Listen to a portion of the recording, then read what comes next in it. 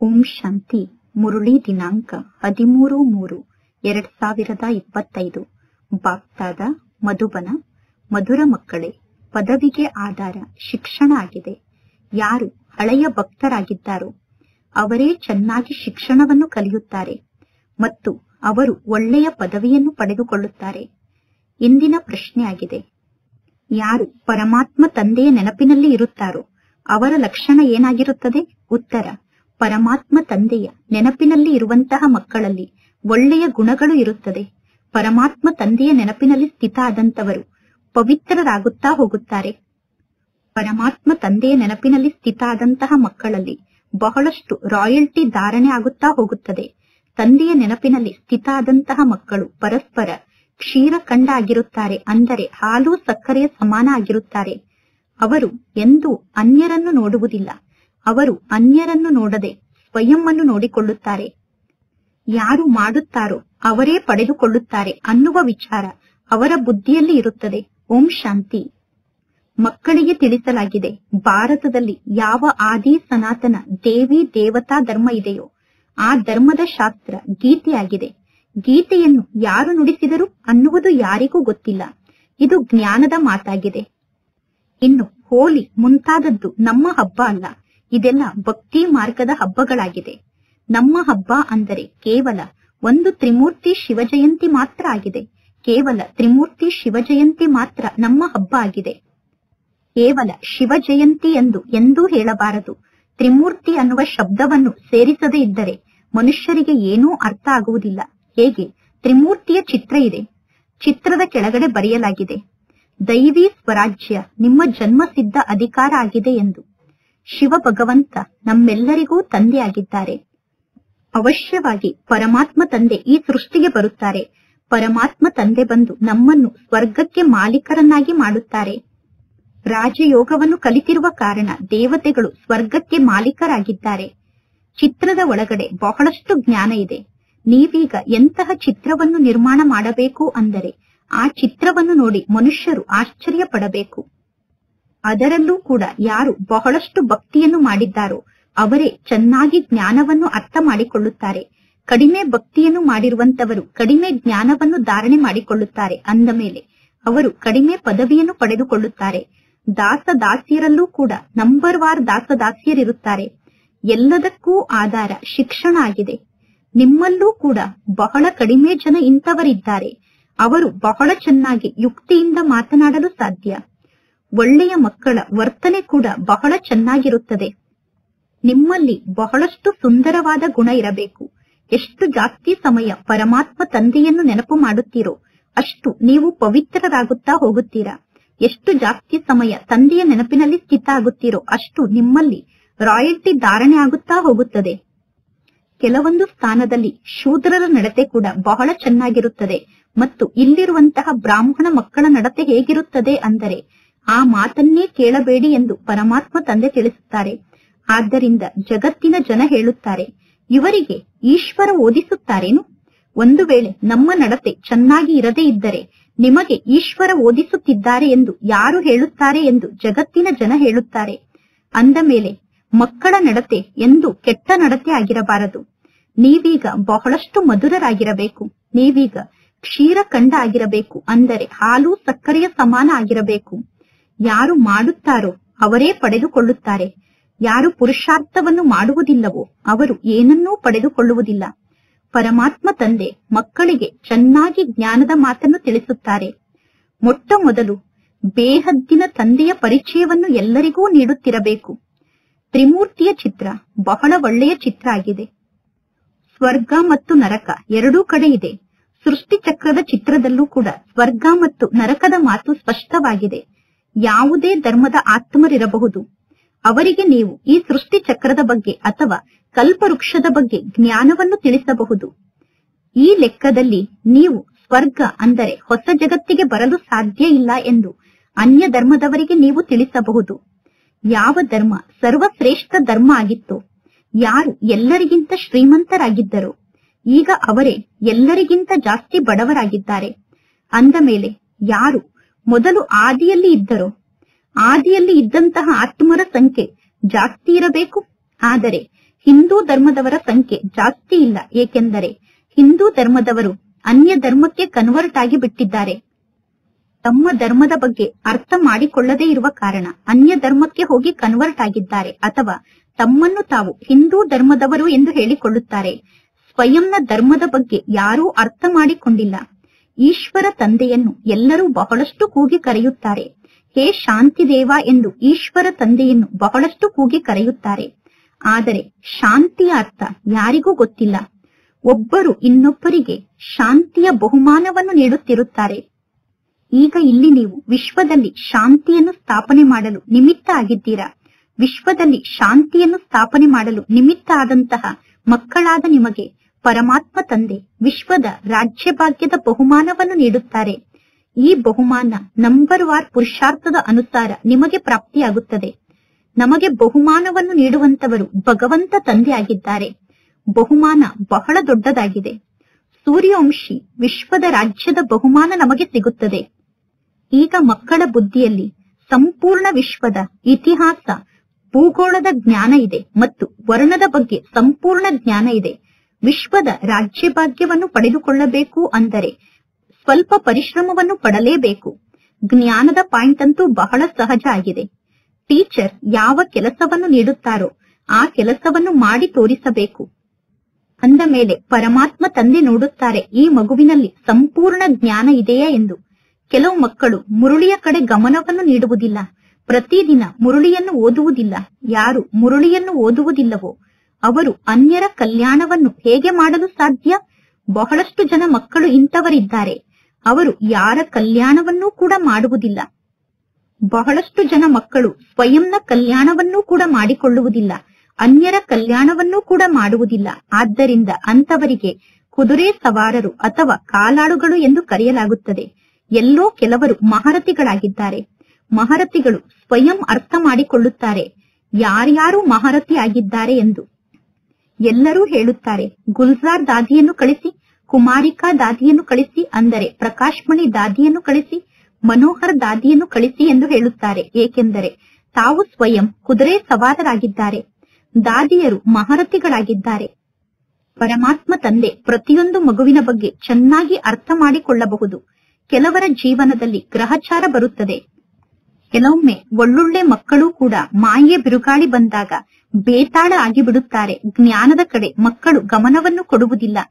ಪರಮಾತ್ಮ ತಂದೆಗೆ ಪ್ರತಿಯೊಂದು ಮಗುವಿನ ಸೇವೆಯ ಬಗ್ಗೆ ಗೊತ್ತಾಗುತ್ತದೆ. ಪ್ರತಿಯೊಂದು ಮಗು ಎಷ್ಟು ಸೇವೆಯನ್ನು ಮಾಡುತ್ತಿದೆ ಅನ್ನುವುದು ತಂದೆಗೆ ಗೊತ್ತಾಗುತ್ತದೆ. ಸೇವೆಯನ್ನು ಮಾಡುವಂತವರು ತಮ್ಮ ಸಂಪೂರ್ಣ ಸಮಾಚಾರವನ್ನು ಪರಮಾತ್ಮ ತಂದೆಗೆ ತಿಳಿಸುತ್ತಿರುತ್ತಾರೆ. ಮಕ್ಕಳಾದ ನಿಮಗೆ ಗೊತ್ತಿದೆ, ಗೀತೆಯ ಭಗವಂತ ನಮ್ಮನ್ನು ವಿಶ್ವಕ್ಕೆ ಮಾಲೀಕರನ್ನಾಗಿ ಮಾಡುತ್ತಿದ್ದಾರೆ. ಜಗತ್ತಿನಲ್ಲಿ ಇಂತಹ ಅನೇಕ ಜನ ಇದ್ದಾರೆ. ಅವರು ಸಂಪೂರ್ಣ ಭಗವದ್ಗೀತೆಯನ್ನು ಕಂಠಪಾಠ ಮಾಡಿಕೊಂಡು ಗೀತೆಯ ಮೂಲಕ ಸಾವಿರಾರು ರೂಪಾಯಿಯನ್ನು ಸಂಪಾದನೆ ಮಾಡಿಕೊಳ್ಳುತ್ತಾರೆ. ನೀವೀಗ ಬ್ರಾಹ್ಮಣ ಸಂಪ್ರದಾಯದವರಾಗಿದ್ದೀರಾ. ನಂತರ ಪುನಃ ನೀವು ದೈವಿ ಸಂಪ್ರದಾಯದವರಾಗುತ್ತೀರಾ. ಜಗತ್ತಿನಲ್ಲಿರುವ ಎಲ್ಲಾ ಆತ್ಮರು ತಮ್ಮನ್ನು ತಾವು ಈಶ್ವರನ ಮಕ್ಕಳು ಎಂದು ಹೇಳಿಕೊಳ್ಳುತ್ತಾರೆ.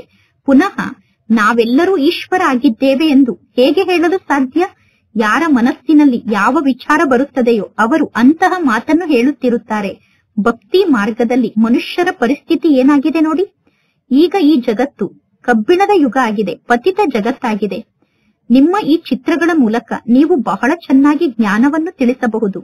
ಆದರೆ ಜ್ಞಾನವನ್ನು ತಿಳಿಸುವುದರ ಜೊತೆಗೆ ನಿಮ್ಮಲ್ಲಿ ದೈವಿ ಗುಣ ಕೂಡ ಇರಬೇಕು. ನಿಮ್ಮ ಆಂತರ್ಯದಲ್ಲಿ ಮತ್ತು ಬಾಹ್ಯ ರೂಪದಲ್ಲಿ ಸತ್ಯತೆ ಇರಬೇಕು. ಅಂದರೆ ನಿಮ್ಮ ಒಳಗೆ ಮತ್ತು ಹೊರಗೆ ಸತ್ಯತೆ ಇರಬೇಕು. ಈಗ ಆತ್ಮ ಅಸತ್ಯ ಆತ್ಮ ಆಗಿದೆ. ಸತ್ಯ ತಂದೆ ಪುನಃ ಆತ್ಮವನ್ನು ಸತ್ಯ ಆತ್ಮವನ್ನಾಗಿ ಮಾಡುತ್ತಾರೆ. ಪರಮಾತ್ಮ ತಂದೆ ಬಂದು ನಮ್ಮನ್ನು ಸ್ವರ್ಗಕ್ಕೆ ಮಾಲೀಕರನ್ನಾಗಿ ಮಾಡುತ್ತಾರೆ. ಪರಮಾತ್ಮ ತಂದೆ ದೈವಿ ಗುಣವನ್ನು ಧಾರಣೆ ಮಾಡಿಸುತ್ತಾರೆ. ಈಗ ಮಕ್ಕಳಿಗೆ ಗೊತ್ತಿದೆ, ನಾವೀಗ ಈ ಲಕ್ಷ್ಮೀ ನಾರಾಯಣರ ಸಮಾನ ಗುಣವಂತರಾಗುತ್ತಿದ್ದೇವೆ. ಅಂದ ಮೇಲೆ ನಮ್ಮಲ್ಲಿ ಯಾವುದೇ ಅಸುರಿ ಗುಣ ಇಲ್ಲ ತಾನೆ ಎಂದು ಸ್ವಯಂವನ್ನು ಚೆಕ್ ಮಾಡಿಕೊಳ್ಳಬೇಕು. ಪುರುಷಾರ್ಥ ಮಾರ್ಗದಲ್ಲಿ ನಡೆಯುತ್ತಾ ಮಾಯೆ ಎಷ್ಟು ಜೋರಾಗಿ ಪೆಟ್ಟನ್ನು ಕೊಡುತ್ತದೆ ಅಂದರೆ ಅನೇಕ ಮಕ್ಕಳು ಮಾಯೆಗೆ ವಶ ಆಗಿ ಪುನಃ ಕೆಳಗಡೆ ಬಿದ್ದು ಬಿಡುತ್ತಾರೆ. ಈ ಹೋಲಿ ಮತ್ತು ದುರಿಯಾ ನಿಮಗೋಸ್ಕರ ಜ್ಞಾನ ಮತ್ತು ವಿಜ್ಞಾನ ಆಗಿದೆ. ಅಂದರೆ ಹೋಲಿ ಅಂದರೆ ಪವಿತ್ರರಾಗುವುದು, ದುರಿಯಾ ಅಂದರೆ ಜ್ಞಾನವನ್ನು ಧಾರಣೆ ಮಾಡಿಕೊಳ್ಳುವುದು. ಜಗತ್ತಿನ ಜನ ಹೋಲಿ ಮತ್ತು ದುರಿಯಾವನ್ನು ಆಚರಣೆ ಮಾಡುತ್ತಾರೆ. ಆದರೆ ಹೋಲಿ ಮತ್ತು ದುರಿಯಾ ಅನ್ನುವ ಶಬ್ದದ ಅರ್ಥ ಏನಾಗಿದೆ ಅನ್ನುವುದು ಯಾರಿಗೂ ಗೊತ್ತಿಲ್ಲ. ವಾಸ್ತವದಲ್ಲಿ ಇದು ಜ್ಞಾನ ಮತ್ತು ವಿಜ್ಞಾನ ಆಗಿದೆ, ಅಂದರೆ ಜ್ಞಾನ ಮತ್ತು ಯೋಗ ಆಗಿದೆ. ಹೋಲಿ ಮತ್ತು ದುರಿಯಾ ಅಂದರೆ ಜ್ಞಾನ ಮತ್ತು ಯೋಗ ಆಗಿದೆ. ನೀವು ಜ್ಞಾನದ ಬಣ್ಣವನ್ನು ಹಚ್ಚಿಕೊಳ್ಳುತ್ತೀರಾ ಮತ್ತು ಯೋಗದ ಅಗ್ನಿಯ ಮೂಲಕ ಶುದ್ಧ ಆತ್ಮರು, ಪವಿತ್ರ ಆತ್ಮರಾಗುತ್ತೀರಾ. ಈ ಜ್ಞಾನ ಮತ್ತು ವಿಜ್ಞಾನದ ಮೂಲಕ ನೀವು ಸ್ವಯಂ ಅನ್ನು ಬಹಳಷ್ಟು ಶ್ರೇಷ್ಠ ಆತ್ಮನನ್ನಾಗಿ ಮಾಡಿಕೊಳ್ಳುತ್ತೀರಾ. ಜಗತ್ತಿನ ಜನ ಹೋಲಿ ಹಬ್ಬದಲ್ಲಿ ಎಂತೆಂತಹ ಕಾರ್ಯವನ್ನು ಮಾಡುತ್ತಾರೆ. ಧೂಳನ್ನು ಒಬ್ಬರು ಇನ್ನೊಬ್ಬರ ಮೇಲೆ ಹಾಕುತ್ತಾರೆ, ಏಕೆಂದರೆ ಇದು ರವರವ ನರಕ ಆಗಿದೆ. ಹೊಸ ಜಗತ್ತಿನ ಸ್ಥಾಪನೆ ಮತ್ತು ಹಳೆಯ ಜಗತ್ತಿನ ವಿನಾಶದ ಕರ್ತವ್ಯ ಈಗ ನಡೆಯುತ್ತಿದೆ. ಈಶ್ವರನ ಮಕ್ಕಳಾದ ನಿಮಗೆ ತಕ್ಷಣ ಮಾಯೆ ಎಷ್ಟು ಜೋರಾಗಿ ಪೆಟ್ಟನ್ನು ಕೊಡುತ್ತದೆ ಅಂದರೆ ನೀವು ತಕ್ಷಣ ಕೆಸರಿನಲ್ಲಿ ಬಿದ್ದು ಬಿಡುತ್ತೀರಾ. ಮಾಯೆ ನಿಮ್ಮನ್ನು ವಿಕಾರ ಅನ್ನುವ ಕೆಸರಿನಲ್ಲಿ ತಕ್ಷಣ ಬೀಳಿಸಿ ಬಿಡುತ್ತದೆ. ಪುನಃ ಅಂತವರನ್ನು ವಿಕಾರ ಅನ್ನುವ ಕೆಸರಿನಿಂದ ಮೇಲೆ ಎತ್ತುವುದು ಕಷ್ಟ ಆಗುತ್ತದೆ. ಈ ಜ್ಞಾನ ಮಾರ್ಗದಲ್ಲಿ ಆಶೀರ್ವಾದದ ಯಾವ ಮಾತು ಇಲ್ಲ. ಆದರೂ ಕೂಡ ಮಾಯೆಗೆ ವಶಾಗಿ ಕೆಳಗಡೆ ಬಿದ್ದಂತವರು ಬಹಳಷ್ಟು ಕಷ್ಟವನ್ನು ಪಟ್ಟರೆ ಅವರು ಮೇಲೆ ಏರಬಹುದು. ಆದ್ದರಿಂದ ನೀವು ಬಹಳಷ್ಟು ಎಚ್ಚರಿಕೆಯಿಂದ ಇರಬೇಕು. ಮಾಯೆಯ ದಾಳಿಯಿಂದ ಸ್ವಯಂನ ರಕ್ಷಣೆಯನ್ನು ಮಾಡಿಕೊಳ್ಳುವುದಕ್ಕೋಸ್ಕರ ಎಂದು ದೇಹಾಭಿಮಾನದಲ್ಲಿ ಸಿಕ್ಕಿ ಹಾಕಿಕೊಳ್ಳಬೇಡಿ. ಸದಾ ಎಚ್ಚರಿಕೆಯಿಂದ ಇರಿ. ನಾವೆಲ್ಲರೂ ಸೋದರ ಸೋದರಿಯರಾಗಿದ್ದೇವೆ. ಪರಮಾತ್ಮ ತಂದೆ ಯಾವ ಜ್ಞಾನದ ಶಿಕ್ಷಣವನ್ನು ನಮಗೆ ಕಲಿಸಿದ್ದಾರೋ ಈ ಸಹೋದರಿಯರು ಅದೇ ಜ್ಞಾನದ ಶಿಕ್ಷಣವನ್ನು ನಿಮಗೆ ಕಲಿಸುತ್ತಾರೆ. ಅಂದ ಮೇಲೆ ಆ ಒಬ್ಬ ಪರಮಾತ್ಮ ತಂದೆಗೆ ನಾವು ಬಲಿಹಾರಿ ಆಗಬೇಕು. ಈ ಸಹೋದರಿಯರಿಗೆ ಬಲಿಹಾರಿ ಆಗಬಾರದು. ಈ ಬ್ರಹ್ಮ ತಂದೆಗೂ ಕೂಡ ಬಲಿಹಾರಿ ಆಗಬಾರದು. ಅಂದರೆ ಅಕ್ಕಂದಿರ ಮುಂದೆ ಸ್ವಯಂ ಅನ್ನು ಅರ್ಪಣೆ ಮಾಡಿಕೊಳ್ಳಬಾರದು. ಬ್ರಹ್ಮ ತಂದೆಯ ಮುಂದೆ ಕೂಡ ಸ್ವಯಂ ಅನ್ನು ಅರ್ಪಣೆ ಮಾಡಿಕೊಳ್ಳಬಾರದು.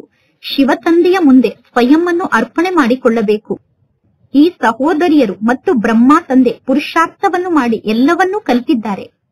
ಈ ಬ್ರಹ್ಮ ತಂದೆ ಮತ್ತು ಈ ಸಹೋದರಿಯರು ಚೆನ್ನಾಗಿ ಪುರುಷಾರ್ಥವನ್ನು ಮಾಡಿದ್ದಾರೆ, ಅಂದರೆ ಅವರು ತಮ್ಮ ಕಲ್ಯಾಣವನ್ನು ಮಾಡಿಕೊಂಡಿದ್ದಾರೆ. ಈಗ ಪರಮಾತ್ಮ ತಂದೆ ನಮಗೂ ಶಿಕ್ಷಣವನ್ನು ಕಲಿಸುತ್ತಿದ್ದಾರೆ. ಅಂದ ಮೇಲೆ ನಾವು ಕೂಡ ನಮ್ಮ ಕಲ್ಯಾಣವನ್ನು ಮಾಡಿಕೊಳ್ಳಬೇಕು. ಇಂದು ಹೋಲಿ ಹಬ್ಬ ಆಗಿದೆ. ಈ ಹೋಲಿಯ ಜ್ಞಾನವನ್ನು ಪರಮಾತ್ಮ ತಂದೆ ನಿಮಗೆ ತಿಳಿಸುತ್ತಿರುತ್ತಾರೆ. ಹೋಲಿ ಅಂದರೆ ಜ್ಞಾನ ಮತ್ತು ವಿಜ್ಞಾನ ಆಗಿದೆ. ಶಿಕ್ಷಣಕ್ಕೆ ಜ್ಞಾನ ಎಂದು ಕರೆಯಲಾಗುತ್ತದೆ. ವಿಜ್ಞಾನ ಅಂದರೆ ಏನು ಅನ್ನುವುದು ಜಗತ್ತಿನಲ್ಲಿ ಯಾರಿಗೂ ಗೊತ್ತಿಲ್ಲ. ವಿಜ್ಞಾನ ಜ್ಞಾನಕ್ಕಿಂತ ಬಹಳಷ್ಟು ದೂರದಲ್ಲಿ ಇದೆ. ವಿಜ್ಞಾನ ಜ್ಞಾನಕ್ಕಿಂತ ಸಂಪೂರ್ಣ ಭಿನ್ನವಾಗಿದೆ. ಈ ಜ್ಞಾನ ಇಲ್ಲಿ ನಿಮಗೆ ಪ್ರಾಪ್ತಿಯಾಗುತ್ತದೆ. ಈ ಜ್ಞಾನದ ಮೂಲಕ ನೀವು ಪದವಿಯನ್ನು ಪಡೆದುಕೊಳ್ಳುತ್ತೀರಾ. ಇನ್ನು ಮೇಲೆ ಶಾಂತಿಧಾಮ ಇದೆ. ಜ್ಞಾನಕ್ಕಿಂತ ಅತಿ ದೂರದಲ್ಲಿ ಶಾಂತಿಧಾಮ ಇದೆ. ಇಲ್ಲಿ ಪಾತ್ರವನ್ನು ಮಾಡಿ ನಿಮಗೆ ಸುಸ್ತಾಗುತ್ತದೆ. ಪಾತ್ರವನ್ನು ಮಾಡಿ ಸುಸ್ತಾದ ನಂತರ ನೀವು ಶಾಂತಿಯ ಜಗತ್ತಿಗೆ ಹೋಗಬೇಕು ಎಂದು ಬಯಸುತ್ತೀರಾ. ಈಗ ನಿಮ್ಮ ಬುದ್ಧಿಯಲ್ಲಿ ಈ ಚಕ್ರದ ಜ್ಞಾನ ಇದೆ. ಈಗ ನಾವು ಸ್ವರ್ಗಕ್ಕೆ ಹೋಗುತ್ತೇವೆ. ಪುನಃ 84 ಜನ್ಮವನ್ನು ಪಡೆದುಕೊಂಡು ನಾವು ನರಕದಲ್ಲಿ ಬರುತ್ತೇವೆ. ಪುನಃ ಇದೇ ಪರಿಸ್ಥಿತಿ ಜಗತ್ತಿಗೆ ಬರುತ್ತದೆ. ಅಂದರೆ ಪುನಃ ಇದೇ ರೀತಿ ಆಗುತ್ತದೆ. ಅಂದರೆ ಈ ನಾಟಕ ಚಕ್ರ ತಿರುಗುತ್ತಿರುತ್ತದೆ. ಈ ನಾಟಕ ಚಕ್ರದಿಂದ ಯಾರೂ ಮುಕ್ತ ಆಗಲು ಸಾಧ್ಯ ಇಲ್ಲ. ಕೆಲವರು ಹೇಳುತ್ತಾರೆ, ಇಂತಹ ನಾಟಕ ಏಕೆ ನಿರ್ಮಾಣ ಆಯಿತು ಎಂದು. ಅರೆ, ಇದು ಹೊಸ ಜಗತ್ತು ಮತ್ತು ಹಳೆಯ ಜಗತ್ತಿನ ಆಟ ಆಗಿದೆ. ಈ ಆಟ ಅನಾದಿಯಿಂದ ಮಾಡಲ್ಪಟ್ಟಿದೆ. ವೃಕ್ಷದ ಬಗ್ಗೆ ಜ್ಞಾನವನ್ನು ತಿಳಿಸುವುದು ಬಹಳ ಒಳ್ಳೆಯದಾಗಿದೆ. ಎಲ್ಲಾ ಮಾತಿಗಿಂತ ಮೊದಲನೇ ಮುಖ್ಯ ಮಾತು ಅಂದರೆ ಪರಮಾತ್ಮ ತಂದೆಯನ್ನು ನೆನಪು ಮಾಡಿ. ತಂದೆಯನ್ನು ನೆನಪು ಮಾಡಿದರೆ ನೀವು ಪಾವನ ಆತ್ಮರಾಗುತ್ತೀರಾ. ಮುಂದೆ ಹೋದಂತೆ ನಿಮಗೂ ಕೂಡ ಗೊತ್ತಾಗುತ್ತದೆ ಯಾರ್ಯಾರು ಈ ಕುಲದ ಆತ್ಮರಾಗಿದ್ದಾರೆ ಎಂದು. ಯಾರು ಈಶ್ವರನ ಕುಲದ ಆತ್ಮರಾಗಿದ್ದಾರೋ ಅವರು ಅನ್ಯ ಧರ್ಮಕ್ಕೆ ಕನ್ವರ್ಟ್ ಆಗಿ ಹೋಗಿದ್ದಾರೆ. ಅಂತವರು ಪುನಃ ಈಶ್ವರನ ಕುಲಕ್ಕೆ ವಾಪಸ್ ಬರುತ್ತಾರೆ. ಯಾವಾಗ ಎಲ್ಲರೂ ಪರಮಾತ್ಮ ತಂದೆಯ ಬಳಿ ಬರುತ್ತಾರೋ ಆಗ ಮನುಷ್ಯರಿಗೆ ಆಶ್ಚರ್ಯ ಆಗುತ್ತದೆ. ಈಗ ಎಲ್ಲರಿಗೂ ತಿಳಿಸಬೇಕು, ದೇಹಾಭಿಮಾನವನ್ನು ತ್ಯಾಗ ಮಾಡಿ ಆತ್ಮ ಅಭಿಮಾನಿಯಾಗಿ ಎಂದು. ನಿಮಗೋಸ್ಕರ ಈ ಶಿಕ್ಷಣವೇ ಒಂದು ಬಹಳ ದೊಡ್ಡ ಹಬ್ಬ ಆಗಿದೆ. ಈ ಶಿಕ್ಷಣದ ಮೂಲಕ ನಿಮಗೆ ಎಷ್ಟೊಂದು ಸಂಪಾದನೆ ಆಗುತ್ತದೆ. ಜಗತ್ತಿನ ಜನ ಆ ಹಬ್ಬವನ್ನು ಆಚರಣೆ ಮಾಡುವುದಕ್ಕೋಸ್ಕರ ಎಷ್ಟೊಂದು ಹಣವನ್ನು ಹಾಳು ಮಾಡುತ್ತಾರೆ. ಆ ಹಬ್ಬವನ್ನು ಆಚರಣೆ ಮಾಡುವಾಗ ಎಷ್ಟೊಂದು ಜಗಳಗಳು ನಡೆಯುತ್ತಿರುತ್ತದೆ. ಈ ಪಂಚಾಯಿತಿಯ ರಾಜ್ಯದಲ್ಲಿ ಎಲ್ಲಿ ನೋಡಿದರೂ ಅಲ್ಲಿ ಬಹಳಷ್ಟು ಜಗಳವೇ ಜಗಳ ಇದೆ. ಈ ಪಂಚಾಯಿತಿಯ ರಾಜ್ಯದಲ್ಲಿ ಎಷ್ಟೊಂದು ಜಗಳ ಇದೆ. ಕೆಲವರಿಗೆ ಲಂಚವನ್ನು ಕೊಟ್ಟು ಅನ್ಯರನ್ನು ಸಾಯಿಸಿ ಎಂದು ಹೇಳುತ್ತಾರೆ. ಅನ್ಯರಿಗೆ ಹಣವನ್ನು ಕೊಟ್ಟು ಯಾರನ್ನಾದರೂ ಸಾಯಿಸಿ ಎಂದು ಹೇಳುತ್ತಾರೆ. ಅಂದರೆ ಹಣವನ್ನು ಕೊಟ್ಟು ಅನ್ಯರನ್ನು ಸಾಯಿಸಲು ಪ್ರಯತ್ನ ಪಡುತ್ತಾರೆ. ಇಂತಹ ಅನೇಕ ಉದಾಹರಣೆಗಳು ಜಗತ್ತಿನಲ್ಲಿ ನಡೆಯುತ್ತಿರುತ್ತದೆ.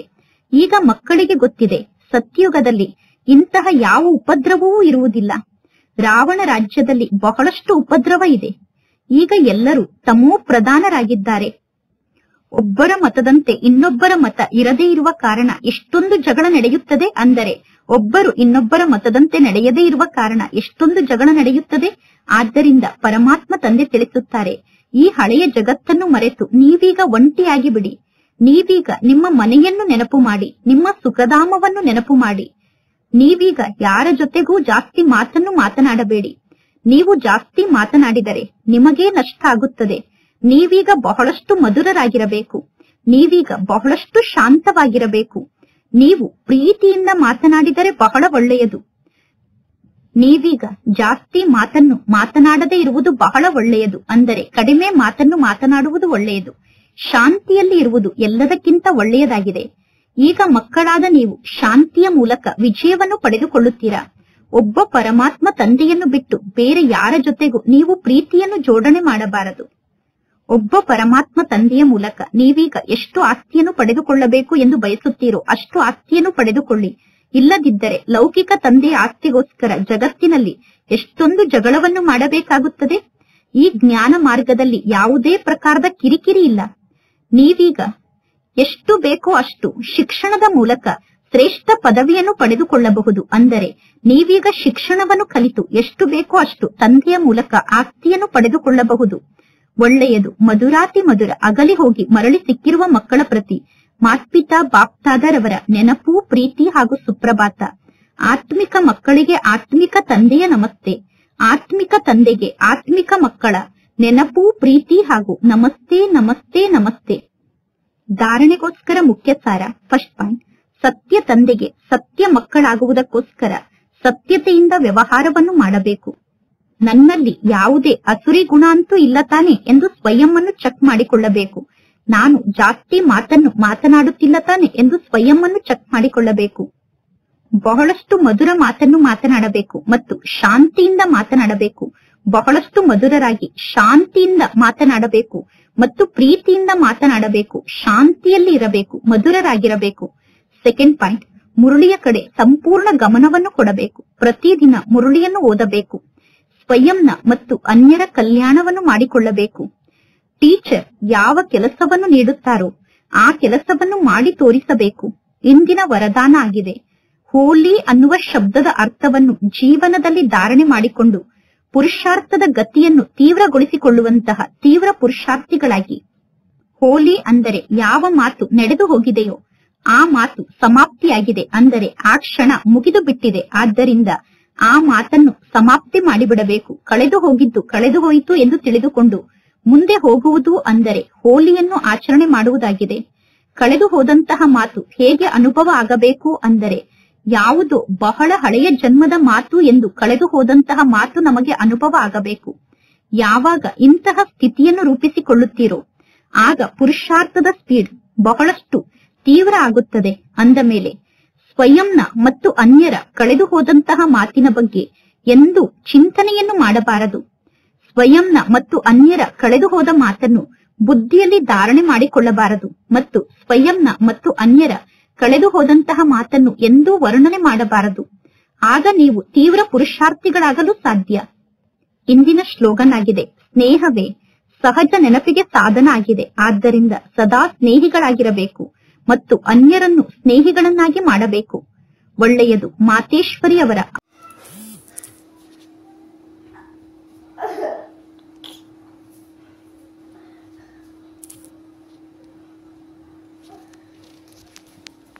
ಹೋಲಿ ಅನ್ನುವ ಶಬ್ದದ ಅರ್ಥವನ್ನು ಜೀವನದಲ್ಲಿ ಧಾರಣೆ ಮಾಡಿಕೊಂಡು ಪುರುಷಾರ್ಥದ ಗತಿಯನ್ನು ತೀವ್ರಗೊಳಿಸಿಕೊಳ್ಳುವಂತಹ ತೀವ್ರ ಪುರುಷಾರ್ಥಿಗಳಾಗಿ.